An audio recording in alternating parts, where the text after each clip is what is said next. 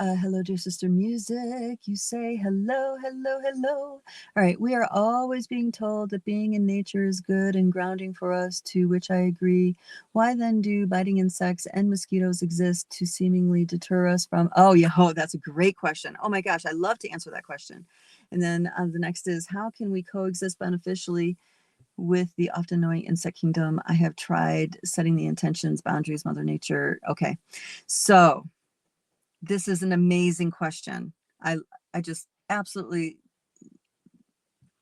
girl, this, or guy. No, I feel like girl, but anyway, uh, this is great. This is great. And the reason why is because this is the big piece that humans got to get straight with. So think about the rhythms at which we live and our lifestyles. Like when we eat, we don't eat things from the land that we're dwelling upon. The water we drink doesn't necessarily come from the land we're dwelling upon, unless it's a well or a spring, right? Which is not most people's experiences. When we and we eat things that are not in the seasons with nature, right? In the in the wintertime, we can have bananas and avocados and mangoes and apples. In the summertime, of course, people do get a little bit more seasonal, but it's in balance. It's not the kind of thing that it's not the kind of stuff you would normally find if you were just living on your land, unless you had an orchard or something to your disposal. And we have a lot of artificial things that we take in, the hydrogenated oil, the corn syrups, the artificial sweeteners. And believe it or not, guys, everything has some level of artificial sweeteners if it comes out of a box, can, or jar, right? So do know that this is a reality. Everything that's processed food has components in it that are foreign to nature. So we emanate the vibration that is foreign to nature. Okay.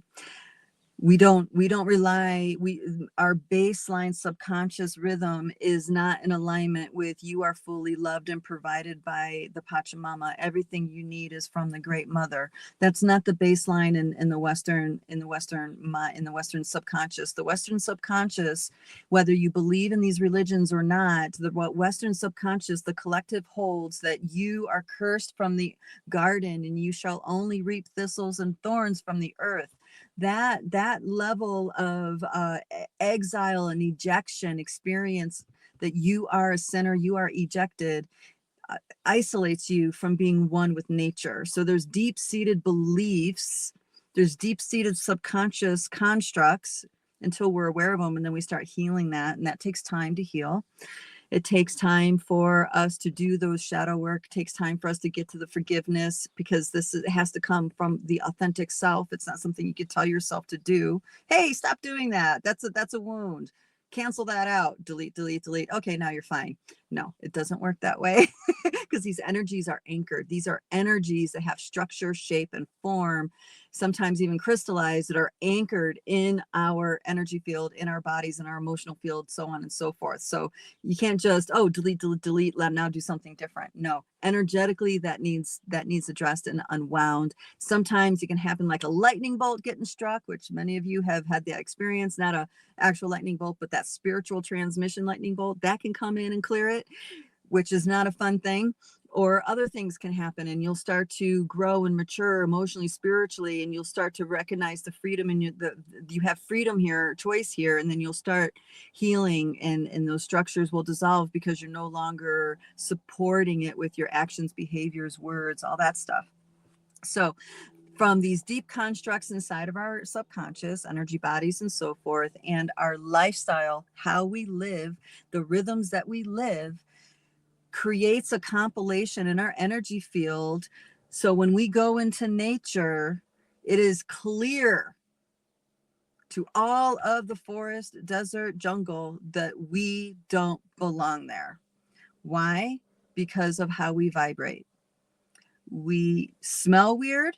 We are not nurtured by the mother. We feel like we're ejected deep down inside in our subconscious. We are afraid. We don't know how to properly behave. We don't know how to come in right relationship with predators. We don't know how to come in right relationship with the plants. Okay, the weather. I mean, how many people? You know how many people? This is just side note to what I'm talking about. So I did years and years and years ago, I did an expedition into the Amazon jungle with a friend and a group of people. And, you know, when I'm thinking about the jungle, and what do I think? Hot, humid, really sticky, lots of bugs that I've never had experience with, snakes, spiders, scorpions. I mean, I'm just thinking about all the life that's there. And you know how I should prepare to go in there. Now, I didn't think at all about bug spray, just so that was not even on my mind. I was more about how do I come in with total respect for how my condition is and respect of the environment I'm about to walk into, right? So I get there. My choice was boots, socks, pants that I can tighten the bottoms on so nothing can crawl up my pant leg, long sleeves with a button, you know what I mean? It's a hat, you know, it's like I had gear to protect myself.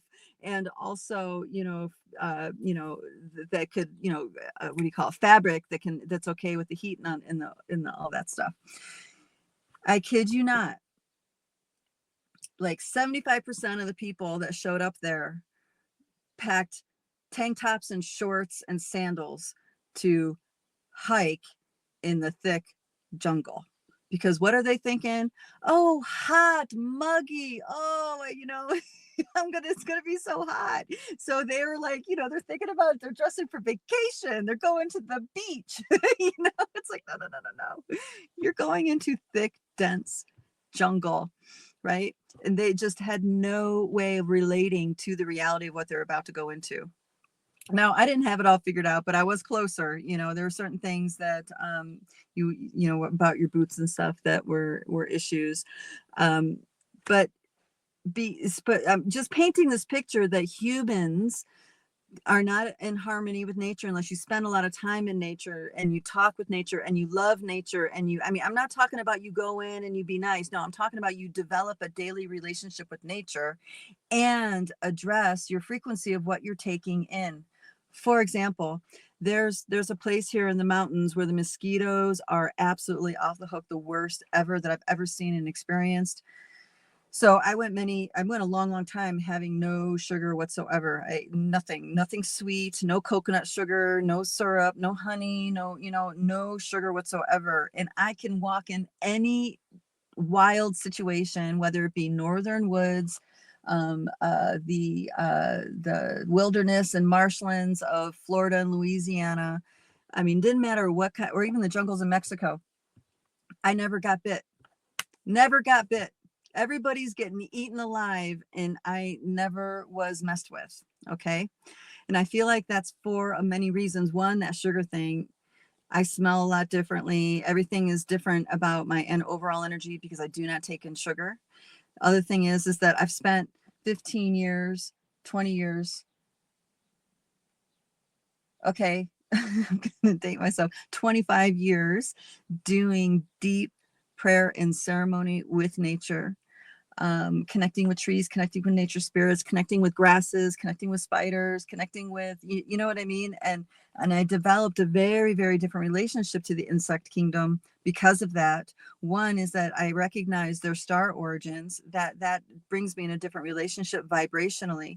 So when I walk in, it's different. I don't get eaten alive. Now, the people I'm with, depending on their lifestyle and how they are, they get eaten freaking alive. No, I did not even eat fruit. Now my diet has shifted. I'm much more omnivorous, but I went through several years where that was part of my healing diet. No fruit. That was definitely a no-no because there's lots of sugar in fruit. If I did really want a fruit, I can have a tomato, which is a fruit. And when you don't do sweets, is very sweet when you have a garden tomato. And if I was really, really jonesing for some sugar, which does impact people emotionally, I would do black raspberries because those are very low in sugar. But that was very, very far and few between. Eventually, of course, I was able to move beyond that medicinal diet and onto being more omnivorous. But I don't get eaten like other people do still to this day. So humans are not in right relationship when they go into the forest, and this is why they get hurt. This is why they get bit. Okay, this is why, their nervous system it has a very hard time settling in nature, because it's not the frequency you're used to being wrapped in. Nesting doll, nesting doll, nesting doll, nesting doll.